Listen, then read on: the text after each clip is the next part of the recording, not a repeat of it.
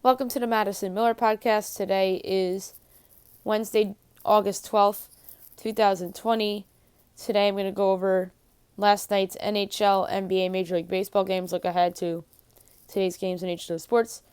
Same for the WNBA. I'm going to talk about college football, what conferences are doing, Big Ten, Pac-12, SEC, Big 12, ACC, which is obviously the Power 5.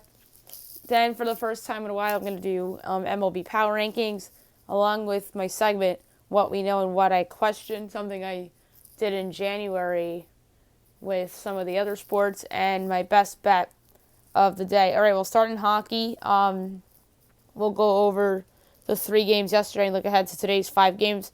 The reason why there were 3 games yesterday, because one game went into quintuple overtime. Yes.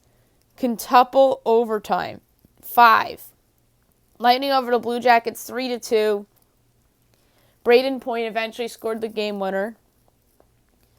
And the game going that long forced the Bruins Hurricanes game 1 to be played this morning at 11 o'clock. So that's why I'm trying to wing the hockey segment first, so I can make a pick for Carolina-Boston.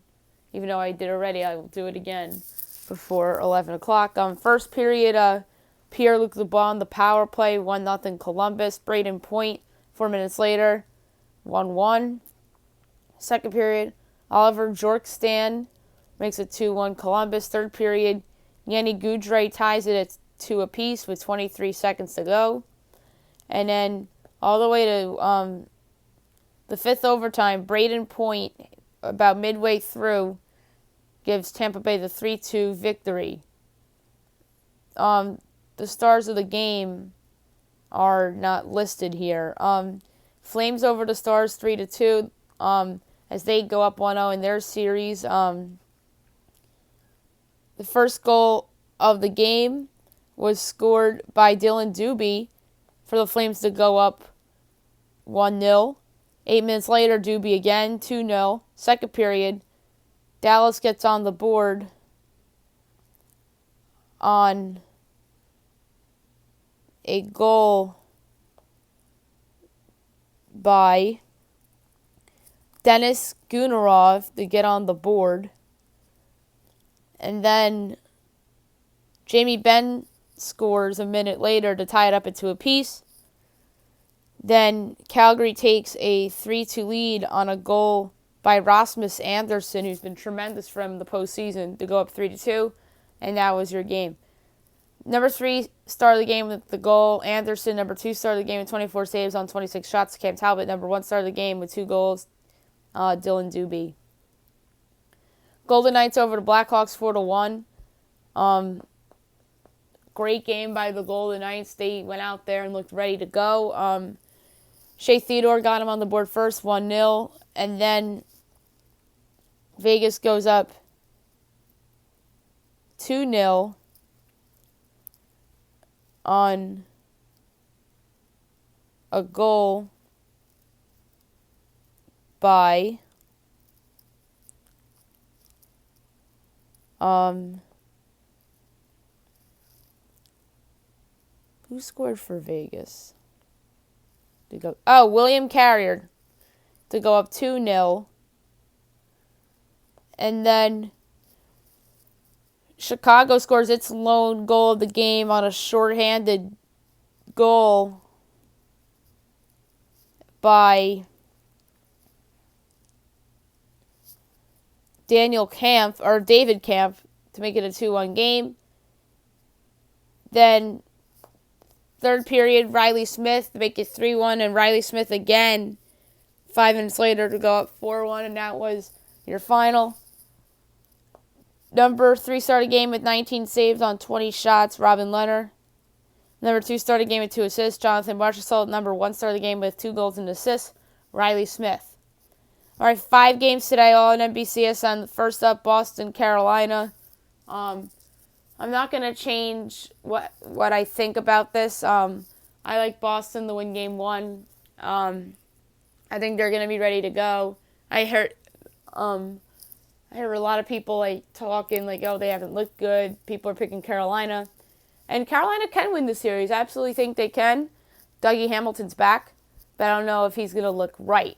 I feel like Carolina could be rushing him back, but could be proven wrong here. So give me the Bruins to win game 1. 3 o'clock NBCSN, you have the Islanders and the Capitals. Should be a fun series there. I took the Islanders to win in 6. I think they'll win game 1 too. So give me the Islanders to win game 1 against the Washington Capitals. 5:30 NBCSN, Coyotes Avalanche. Colorado's a ridiculous minus 180. I think they'll win at least this game. I think they'll win the series too, obviously, in 6, I'm going to say. So give me Colorado to win game 1. I think this team's going to be ready to go. And I think that they saw the Coyotes beat Nashville and saw some tape and learned some stuff. So give me the Avs to win game 1. And I had them in 6 in the series. 8 o'clock NBCSN, the Canadiens and the Flyers. This is an interesting series. I took the Flyers in 5. I think they'll win game 1. Montreal's been a pleasant surprise in the restart. Carey Price has been the MVP of the restart. And I think the Flyers will come out on top at least for game 1. And I think they'll win the series too. So give me the Flyers here. 10:30 NBCSN, the Canucks and the Blues. Yesterday I liked a lot of underdogs, but I do like the Isles today. I like a lot of the favorites today, so I'm going to continue the favorite train. Give me the Blues against the Canucks. They're just better. I took the Blues in 6. So give me the Blues to win game 1, led by Vladimir Tarasenko. And it's going to be interesting to see who they go with in goal, Jake Allen or Jordan Binghamton. So that's going to be an interesting subplot. So give me the Blues here to win game 1. Now we'll move on to the NBA. Go over the results from yesterday, and we'll make picks for today's slate. Nets over to Magic 108-96. Brooklyn 35-36. They've been one of the surprises of the bubble so far. Orlando, meanwhile, has been a disappointment. Oh, people are going to say it's because of Jonathan Isaacs, but that's not a one-man team. Orlando has a lot of good pieces. They're just not playing well. They're 32-40. Wes Iwundu led the Magic in scoring with 18. Orlando rested a lot of people in this game. So did Brooklyn. Timothy Luwawu-Cabarrot had 24 to lead Brooklyn. Spurs over to Rockets 123-105. The Spurs 32-38. Houston 44-26. The Spurs have been good in the bubble. Keldon Johnson led them in scoring. 24 points. Russell Westbrook had 20. So the Spurs playoff hopes are still alive. Yeah, that West is going to be interesting for the 8-9 play-in game. There's a chance that the play-in game will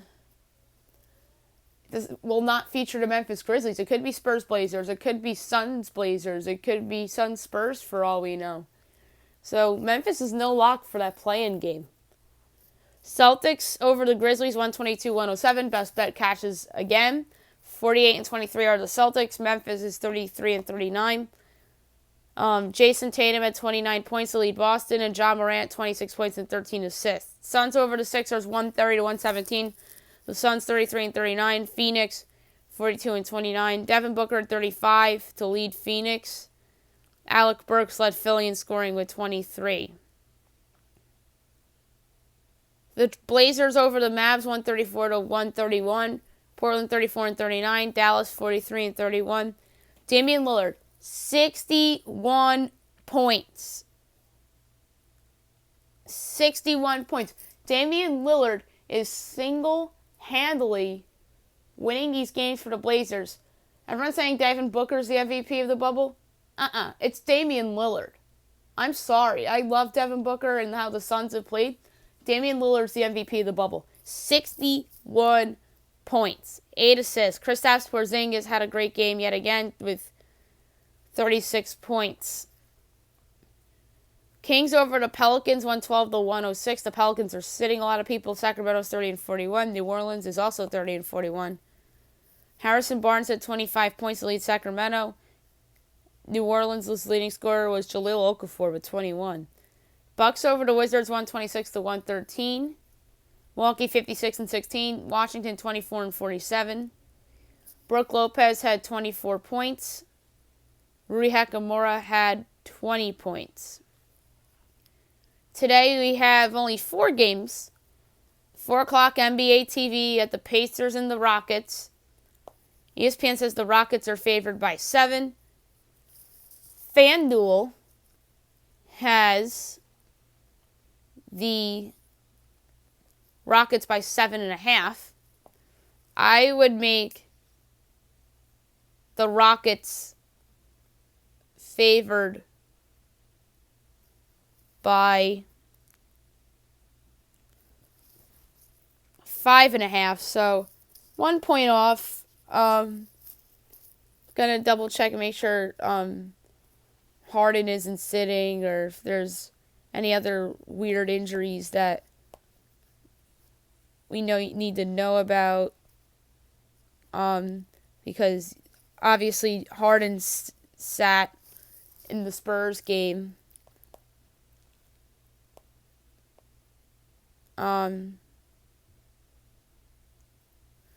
Doesn't say on the internet. Meaning the internet. Now I have to go on Twitter. Rockets. Injury. If there's no injuries, I'm not taking either side. I'm going to mess with the total because I'm close in terms of the... So, no TJ Warren for Indiana.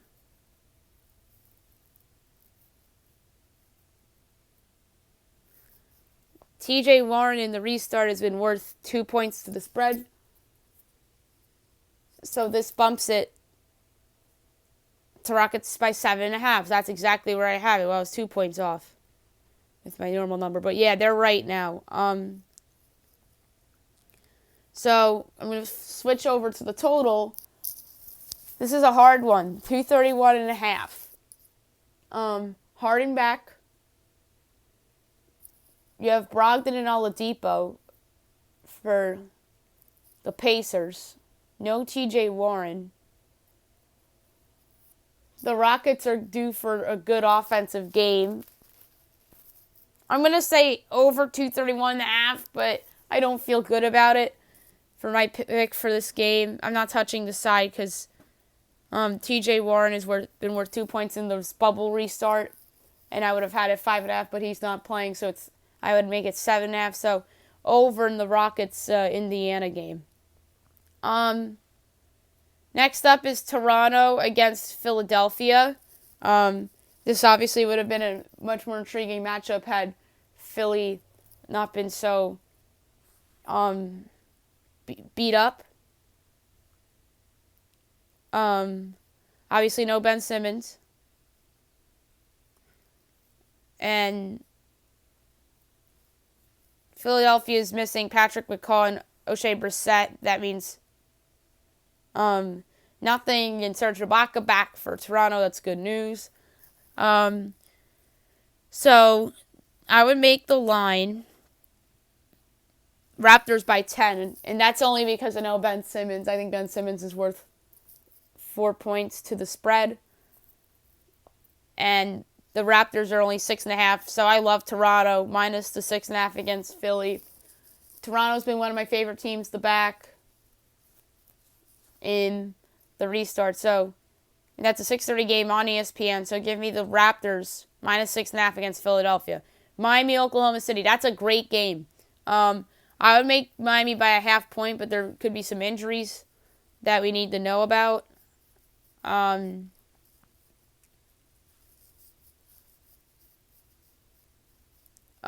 Kendrick Nunn out. Casey Okpala out.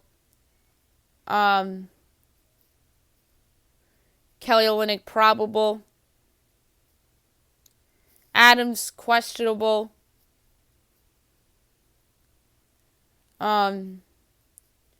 Schroeder out. So Dennis Schroeder's not on my spreadsheet.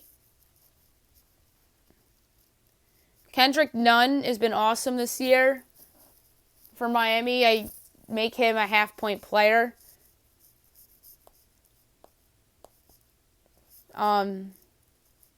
Towards the spread.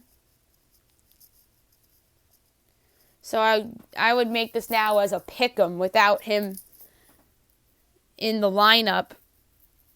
And the line here is Miami by 2. Tough call. Steven Adams is a possibility to miss the game. And he's worth a point to the spread. And that would make Miami back up to a 1-point favorite if he's out. If he's out, then it should be Miami by 1. And that's without Kendrick Nunn, too.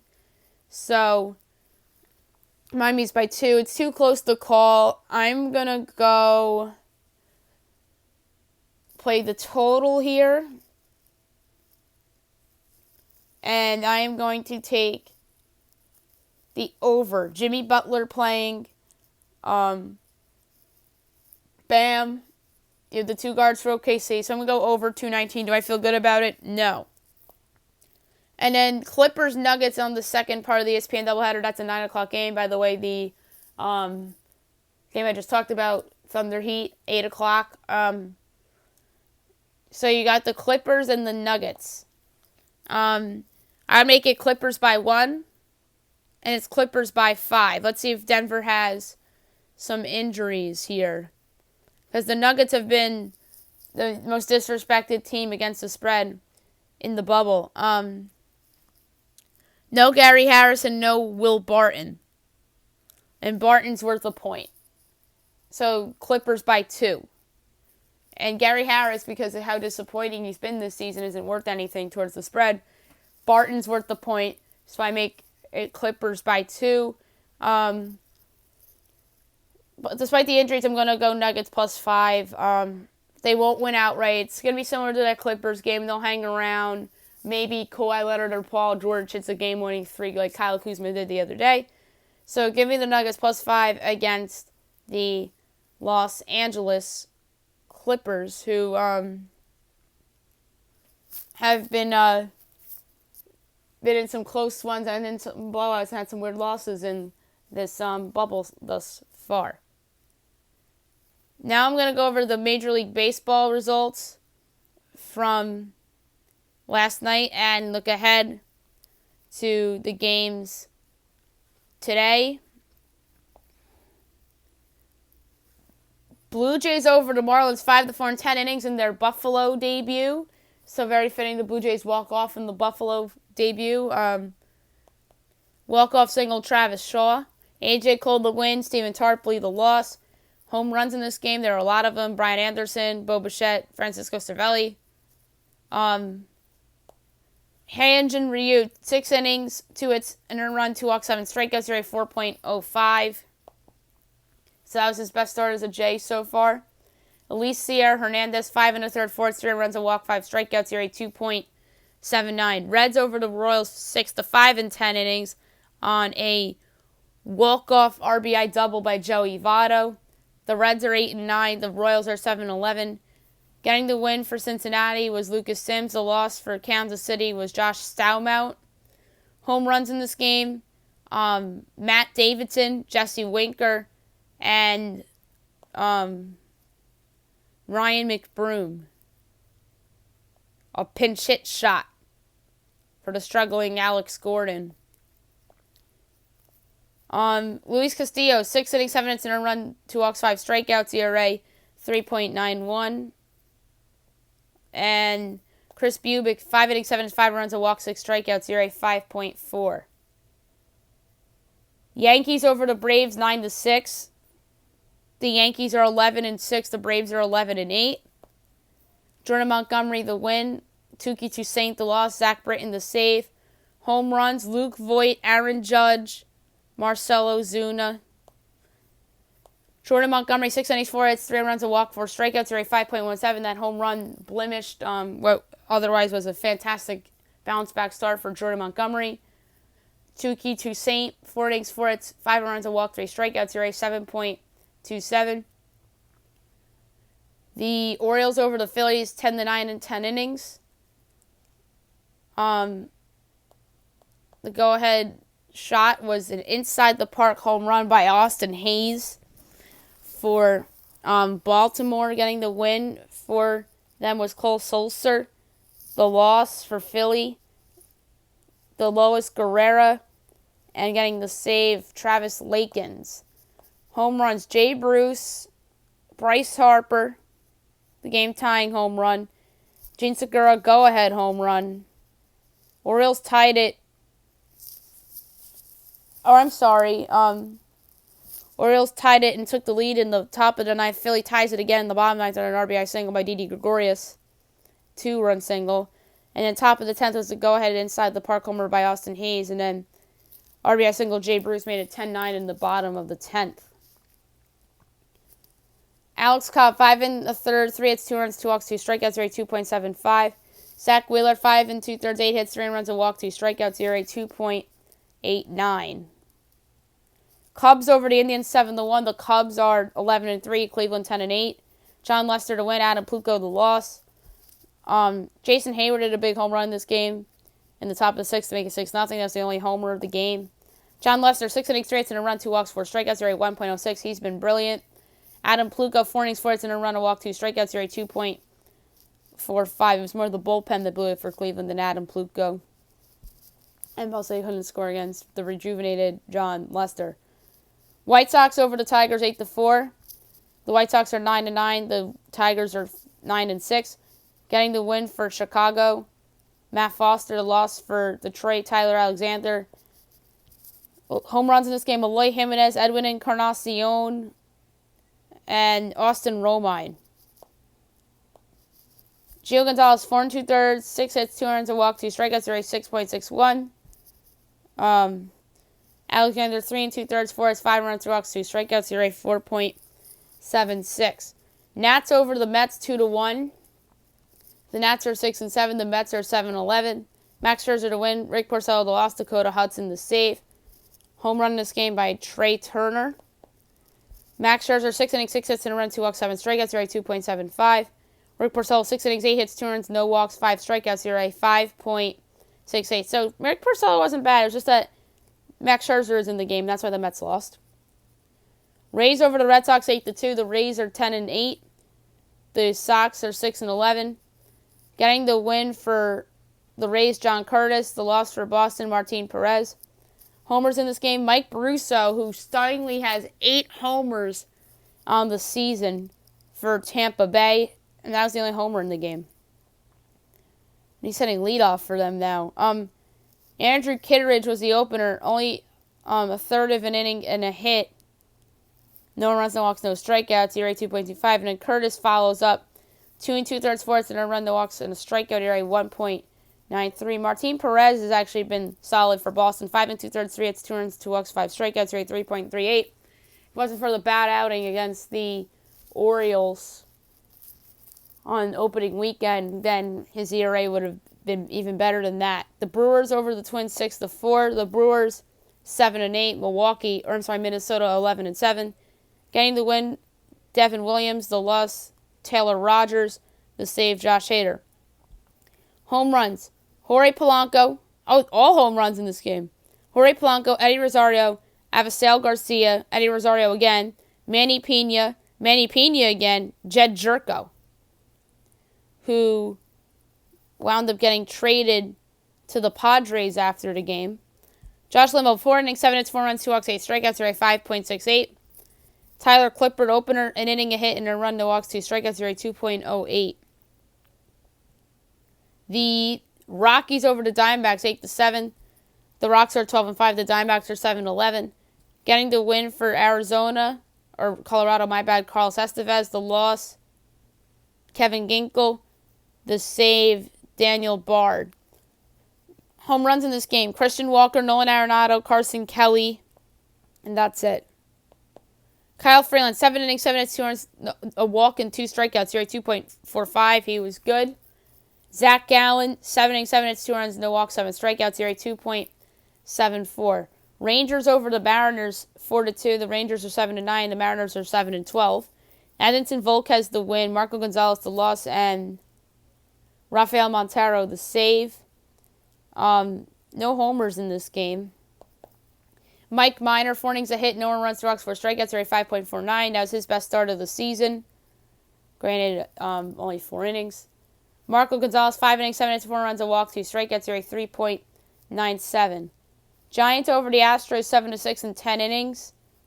Getting the win for San Francisco was Trevor Gott. The loss for Houston, Cy Sneed, and the save for San Fran, Tyler Rogers. Home runs in this game, Wilmer Flores, Alex Bregman, Hunter Pence, and then the go-ahead hit in the top of the 10th was a RBI single by Brandon Crawford. Tyler Anderson, 5 innings, 5 hits, 4 home runs, 3 outs, 2 strikeouts, ERA 3.63. And Brandon Bielak, 5 innings, 6 hits, 2 runs, a walk, 4 strikeouts, ERA 1.76. Angels over the Athletics, 6-0. The Angels are playing better. They're 7-11. The Oakland Athletics are 12-6. Dylan Bundy to win. Mike Fiers the loss. Home runs, Anthony Rendon, Jason Castro, Brian Goodwin, and David Fletcher. Bundy's been tremendous for LA this year. 7 innings, 4 hits, no runs, a walk, 10 strikeouts, ERA 1.57. He's been amazing. The Orioles got to be thinking, what the heck?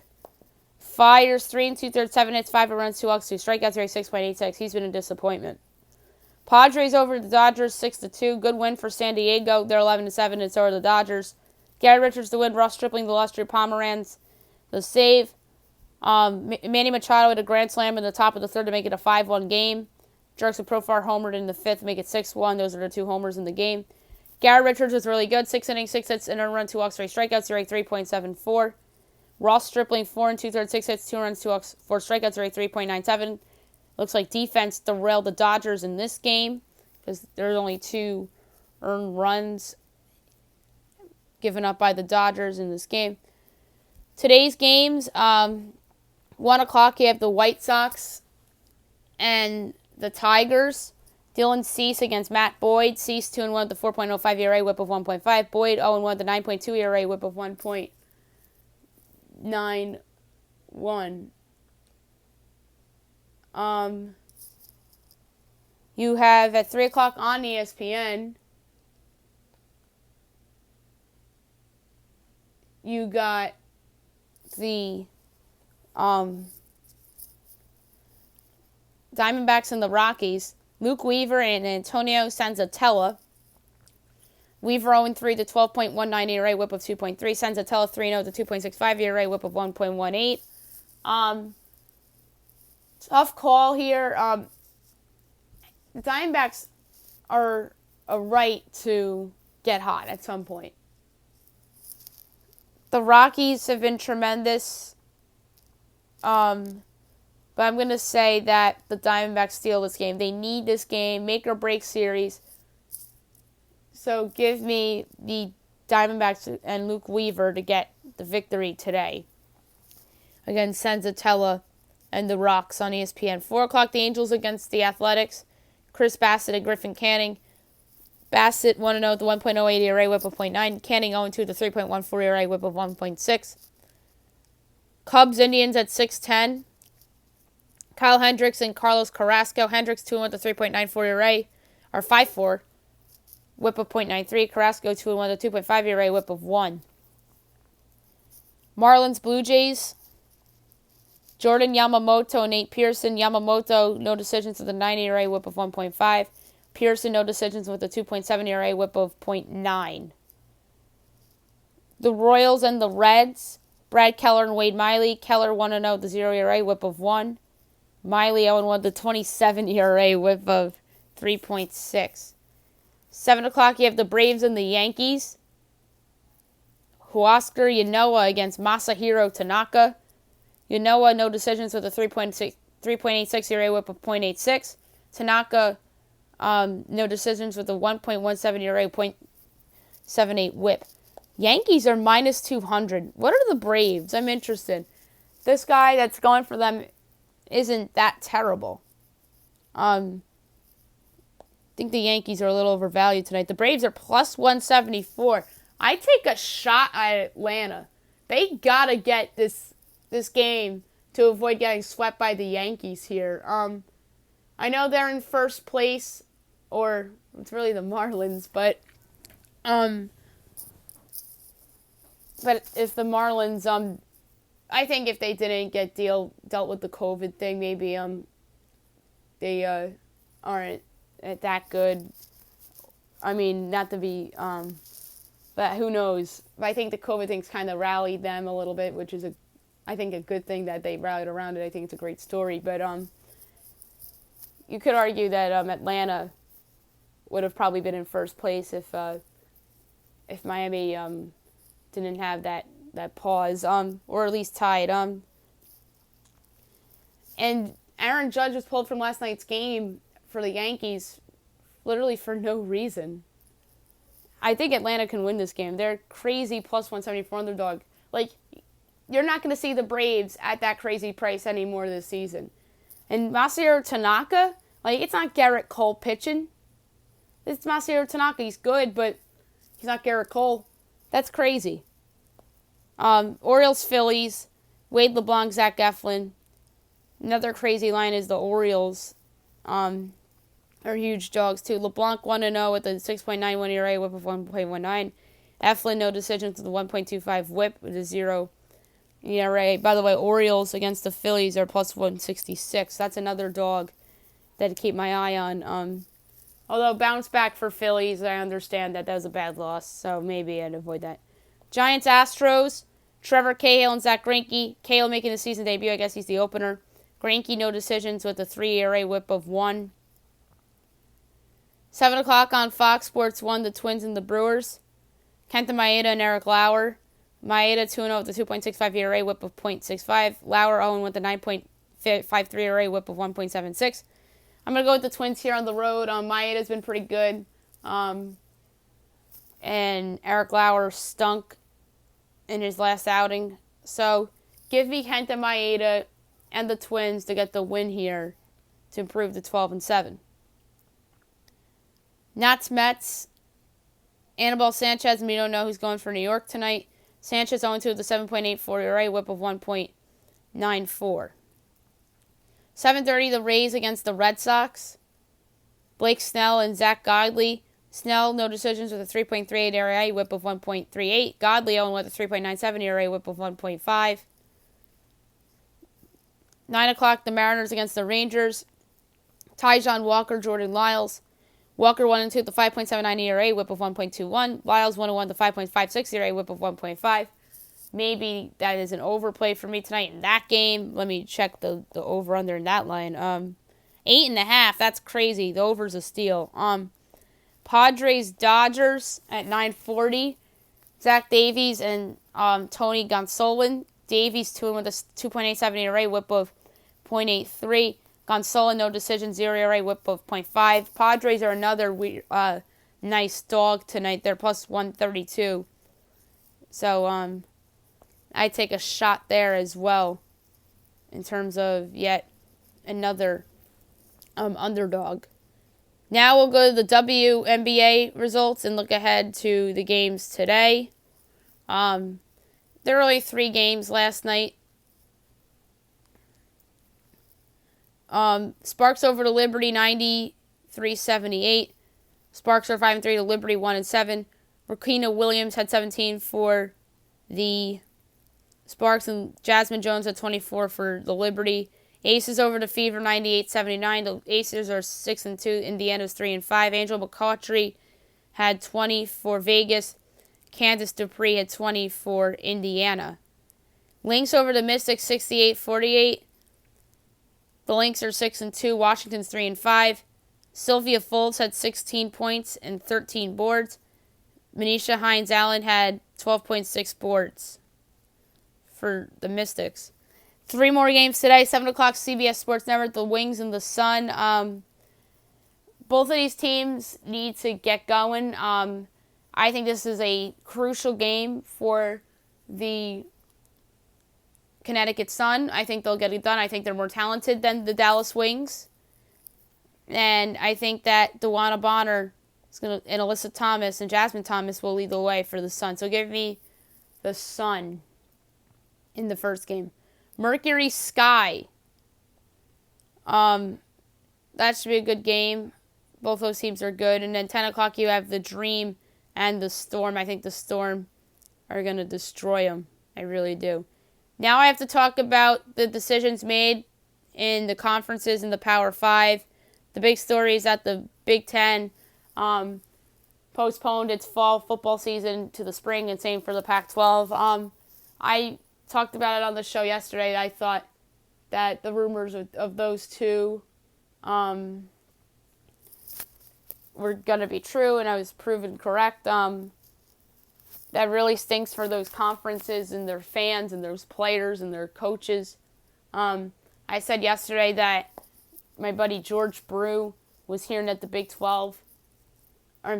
10 was postponing like even a month and a half ago, and they're trying to save face a little bit.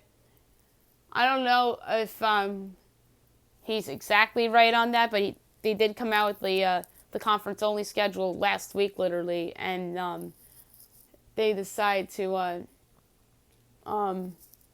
cancel their fall football season. The Pac-12, I think it was predictable because I said yesterday that Gavin Newsom in California is being very, very strict about sports, especially the college sports.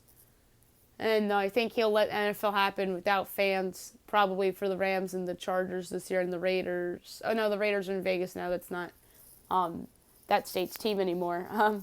That meant the Niners, who are also in California. So both of those schools could very well see football in the spring. And the crazy thing is that the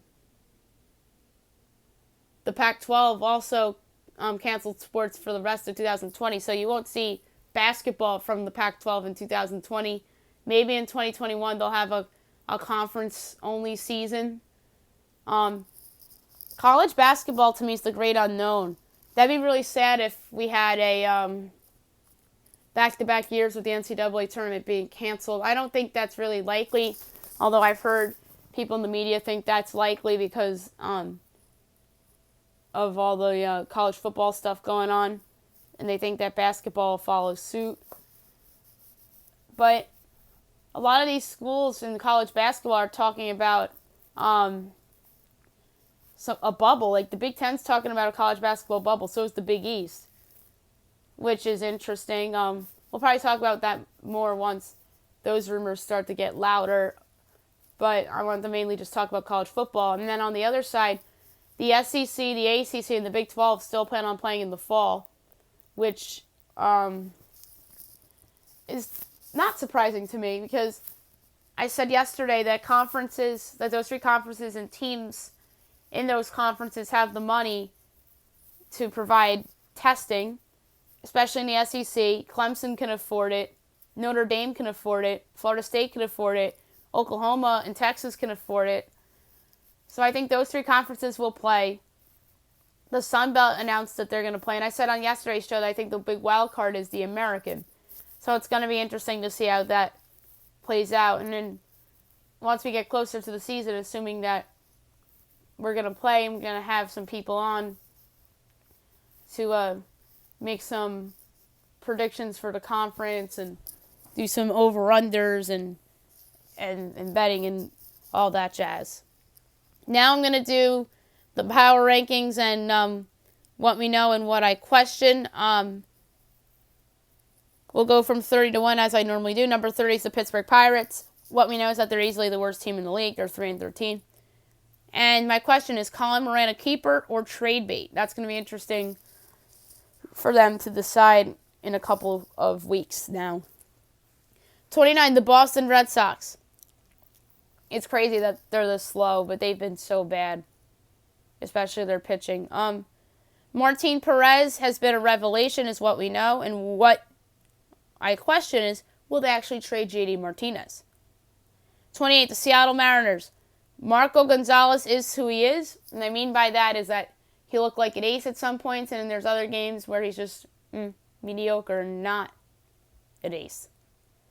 And my question is, which young players are keepers?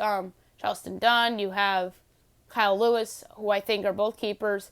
Justice Sheffield, who's been a bust so far. Evan White, you have as well.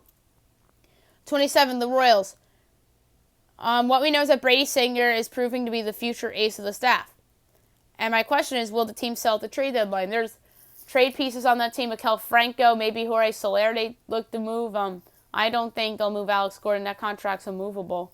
And also you have Salvador Perez, who I think could fetch something back. 26, the San Francisco Giants. Mike Yastrzemski proving he's not a fluke. He was great in the second half of last year, and he's been great to start the season thus far. Question. Was last night a sign that Tyler Anderson won't follow up his good start to the season? He got exposed by the Astros, and I'm not so sure if his good start was real or not. 25, the Baltimore Orioles. What we know is that Renato Nunez is proving he's no fluke. He has 5 home runs already. He looks like the guy he was last year, hitting all those homers. And my question is, will this team eventually finish in the basement? Last night, maybe they're thinking no, but who knows? Maybe the Red Sox don't trade JD Martinez and their pitching gets better. Maybe Eddie Rodriguez. Oh, wait, no. I think he's out for the season. Maybe Nady Eovaldi and Zach Godley overachieve still, and same with Martin Perez. But I think there's a chance that the Red Sox supplant the Orioles and the Orioles finish in the basement. 24, the Toronto Blue Jays. Hyunjin Ryu has not lived up to the contract. Although last night he did, but thus far this season has not. He stunk against the Blue Jays in the opener, and then there's another game he was really bad in as well. And my question is, can Nate Pearson evolve into the ace? He's got off to a great start this year. He has to be in the early conversation for the Rookie of the Year award. So that's that. 23, the Detroit Tigers. Austin Romine is in the makings of a career year. My buddy Derek Felix thinks that the Yankees should have kept him. I think he's crazy. But Romine is hitting over 300 on the season. But part of me does think that that's an aberration. And that guy is somebody that would play well with playing time, but could certainly capable of getting super ice cold. And my question is, can they keep it up? They're 9-6. Their pitching's improved. Romine's been a good add. Jacoby Jones has been tremendous. So, yeah, the Detroit Tigers have been a pleasant surprise this far, but I'm not buying. 22, the Miami Marlins, another pleasant surprise. They're 7-4, I think. Brian Anderson continues to evolve. He's emerging as a very good starting player in the league, hitting .309 this year, hits for power. And my question is, can they keep up this respectable start? I mentioned earlier that I think that the COVID thing really has been a rallying cry for the team, which is really has been awesome. They've been a great story, but I'm not sure if they can keep this up once they start playing the Braves and the Yankees and Tampa Bay. And then Max Scherzer. They lost 2 out of 3 to the Mets. Number 21, the Philadelphia Phillies. What we know is that their 1-2 in their rotation has been awesome. Aaron Nola and Zach Wheeler have been great. But my question is, can they fix the disastrous bullpen? Their bullpen single-handedly lost them the game against the Orioles last night. Their bullpen almost blew a huge 13-1 lead against the Braves the other night. They gave up 7 runs in the 9th inning to Atlanta the other night, so their bullpen's terrible. And then they were up 11-3 against the Yankees, and then Aaron Judge hit a homer, and then They got another run in that game, and the Yankees came back with an 11-7. Number 20, the Los Angeles Angels. What we know is that Mike Trout continues to be the best player in baseball. My question, due to injuries, will Shohei Ohtani eventually become a one-way player? Because he's been a one-way player. He's not pitching for the rest of the season, I don't think. So, will he eventually just be a DH down the road? Or just a pitcher? 19, the Arizona Diamondbacks. Zach Gallen is their ace. That's what we know. He's been awesome this year. I picked him to have a breakout year. He was my breakout pitcher of the National League. He's been tremendous. And my question is, will Madison Bumgarner return to form after the injured list stint? He's been awful. He's someone else that hasn't lived up to the contract that he was given. But who knows? He could be injured. If he comes back and it is Madison Bumgarner again, then we'll know that that was an injury that he was hiding for a couple weeks.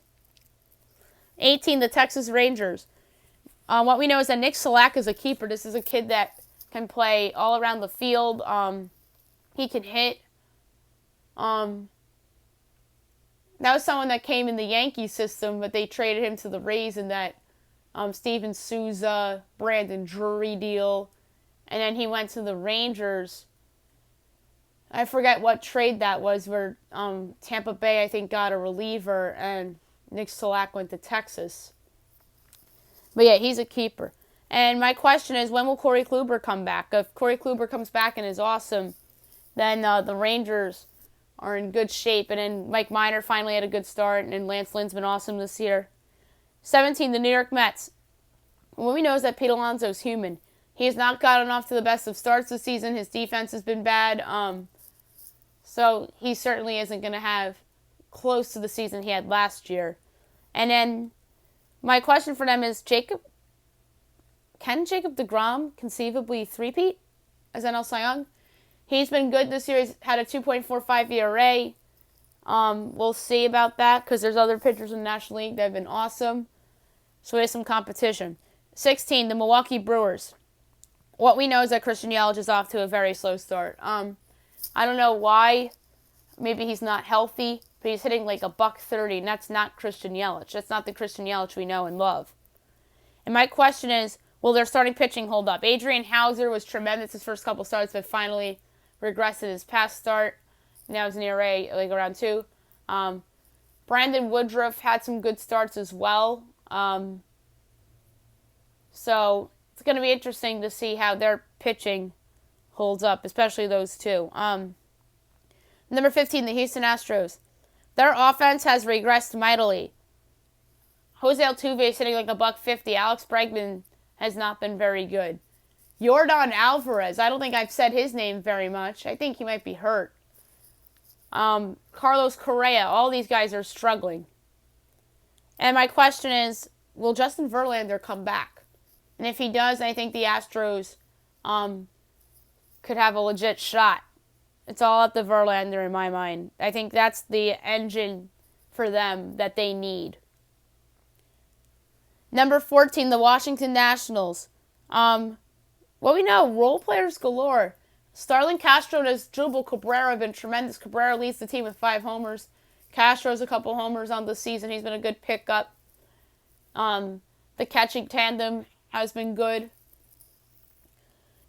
And my question for them is, when is Steven Strasburg coming back? If he comes back and he's Steven Strasburg, then this team has a shot at, dare I saying, going on another playoff run again. 13, the St. Louis Cardinals. It was tough to rank them, quite frankly, because they haven't played in almost 2 weeks. But my takeaway from them in the 5 games was that Adam Wainwright looked like his old self. He was really good in that start against the Pirates opening weekend. And my question for them is, once they return, can the team turn it on post-long layoff? I mean, we saw the Marlins play well for a couple games after COVID, and that was a great thing to see. I think there's a better chance the Cardinals start to play better because they are obviously more talented. The 12th spot is the Chicago White Sox. They're 9-9. What we know is that their offense is coming into fruition. Eloy Jimenez has been awesome. Luis Robert has been as good as advertised. Evan Encarnacion had a big home run for them last night. They still have Yohan Moncada, Jose Abreu, Yasmani Grandal. So they're loaded offensively. Nick Madrigal came up but was placed on the injury list, but that sucks. My question is, can the pitching hold up? Lucas Giolito's off to a mediocre start. Dallas Keuchel's off to a good start. Dylan Cease has been pretty good too. Number 11, the Cincinnati Reds. What we know is that Trevor Bauer is going to get paid. He's been unbelievable. He's among the league leaders in ERA. It's a .64 ERA. He's been awesome this year. My question for them is, can the offense be fully consistent? Nicholas Castellanos has 7 homers this year. They, to me, really haven't put it all together offensively yet. So that's my problem with them. Number 10, the Cleveland Indians. What we know is that Shane Bieber has emerged as the true ace of the staff. People are saying that him and Clevenger were the co-aces, but no. Shane Bieber's the guy. He's the guy. And my question for them is, will the suspensions of Mike Clevenger and Zach Plesac come back to bite them? They're suspended as of right now for not following the COVID-19 protocols, and that could ultimately come back to bite them. 9, Atlanta, the Braves. What we know is that they're a resilient bunch, sans a bunch of injuries. A lot of key players for them are hurt, which sucks, but they've been resilient. And my question is, will they trade for a pitcher to replace Mike Soroka? It could be a rental. It could be somebody that's in a contract year. Maybe, I almost threw out Trevor Bauer, but I don't see the Reds moving him. Derek Holland of the Pirates, he's been bad, though. But yeah, there's some guys in contract years. Alex Cobb of the Orioles is a good one. I think he'd help them. And, by the way, Cobb started off his career with the Braves. So that'd be a fun story. 8, the Colorado Rockies. What we know is that their starting pitching has done a 180. Kyle Freeland, Antonio Senzatella, John Gray, Herman Marquez have all been awesome this year. They've done a 180 from last year. That's amazing. And my question for them is, can the team keep up their great play? They're in first place right now at 12-5. Charlie Blackmon is hitting .500. Trevor Story and Nolan Arenado are playing like themselves. So, we'll see. To me, it's up to that pitching. 7, the San Diego Padres. What we know is that Fernando Tatis Jr. is a superstar. I think the nerdy baseball fans knew that, but I think all baseball fans should now know that that guy's a superstar. Question. Will Mackenzie Gore get called up? I think Mackenzie Gore, that possible call-up, would only boost their chances, and that would make an interesting foursome of Gore, Chris Paddock, Dinelson Lamet, and Zach Davies. Number 6, the Tampa Bay Rays. They're starting to play well after a slow start. They won that series against the Yankees 3 out of 4. And they won a couple against the Red Sox, so they're starting to look like themselves. And my question, when does Charlie Morton come back? That's a brutal injury to their rotation. And that's going to hurt their bullpen, I think. I really do. Because Morton's someone that it's an innings an innings eater, and he's still solid. 5, the Minnesota Twins. Their offense is still great. That's what we know. They're all hitting the cover off the ball. Eddie Rosario, and Mitch Garver, and Josh Donaldson, and all those guys are still playing really well. Max Kepler, we also know. And my question for them is, Randy Dobnak for real? He's been a revelation for them this season and was great again yesterday. Number 4, the New York Yankees. What we know is that Aaron Judge is healthy and playing great. I haven't seen Aaron Judge play this well since before Jacob Junis threw at his wrist in 2018. He's starting to look like, or he has looked like the Aaron Judge of old.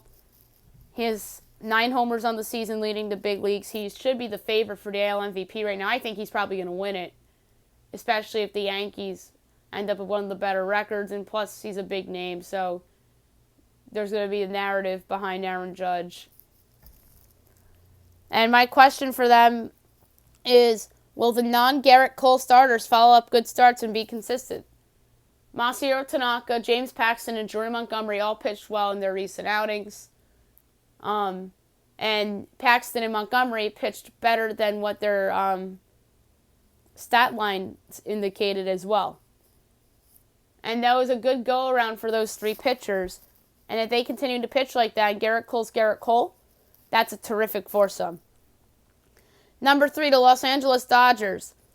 What we know is that there's actually competition in their division. Colorado's a lot better than we thought, and so is San Diego. San Diego's arrived early, and Colorado's been a tremendous surprise.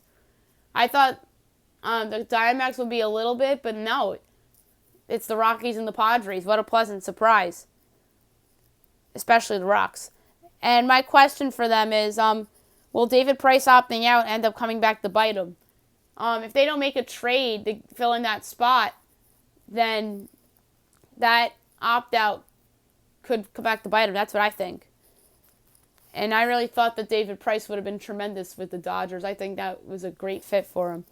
Number 2, the Chicago Cubs. What we know is that they've proved the media and fans wrong. A lot of people thought that they were going to be a disappointment this year in David Ross's first year as the manager. There was a lot of trade rumors surrounding Chris Bryant and talk that their starting pitching is old. Yu Darvish and John Lester are past their primes, yada yada. Jose Quintana hurt. Alec Mills has been a good surprise contributor for them. Tyler Chatwood had a couple good surprising starts. He had the clunker recently, though. Lester's been tremendous. Kyle Hendricks has been good.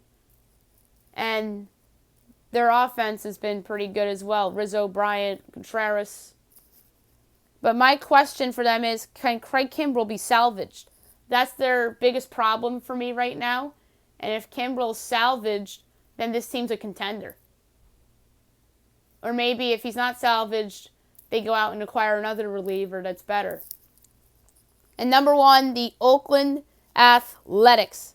What we know is that with how good Frankie Montas has been, they missed him last year. If he was there, who knows? Maybe they end up winning the wild card game against the Rays. Although their offense no-showed in that Rays wild card game, I know that. But who knows? There's a lot of what-ifs with him, and or do they even win the division? Do they actually steal a couple of those games from the Astros? And maybe they win that division if Montas doesn't get suspended last year. And my question is, can they actually win the World Series? Their starting pitching has been tremendous with him, and I know Sean Manaea and Mike Fiers are off the slow starts, but Montas and Jesus Luzardo have been tremendous. Their bullpen's good. Liam Hendricks is there and a bunch of other guys. Yus Maria Petit's a good veteran. And then their offense, obviously, the 2 corner infielders with Matt Chapman and Matt Olson. You have Marcus Semien, Ramon Laureano, who's currently suspended, Steven Piscotty. So this is a good team. I think that they can absolutely win the World Series. And Eli Herskovich of You Better You Bet pointed out recently that they are 13-1 to win the World Series. They got betted down from the preseason. So I think that's well-deserved for the Athletics. So now, last but not least, my best bet of the day, brought to you by FanDuel. Tough call. Part of me wants to go baseball today instead of the NBA. But, oof. Yeah, you know what? I am going to go with that over that I referred to earlier. I'm going to go with Seattle, Texas over 8.5 for my best bet of the day. I still think there's a chance that Toronto sits people against Philly. So I'm going to switch my bet to baseball and go over 8.5 between the Mariners and the Rangers. Jordan Lyles and Tajon Walker are your starters. Both teams' bullpens are not that good. So I think over 8.5 is a no-brainer between the Mariners and the Rangers. That's it for the podcast today. I'll be back tomorrow recapping all these games in baseball, hockey, and basketball in both the NBA and the WNBA. And any related COVID news for college football I have for you as well. Hope you guys have a great day, everyone.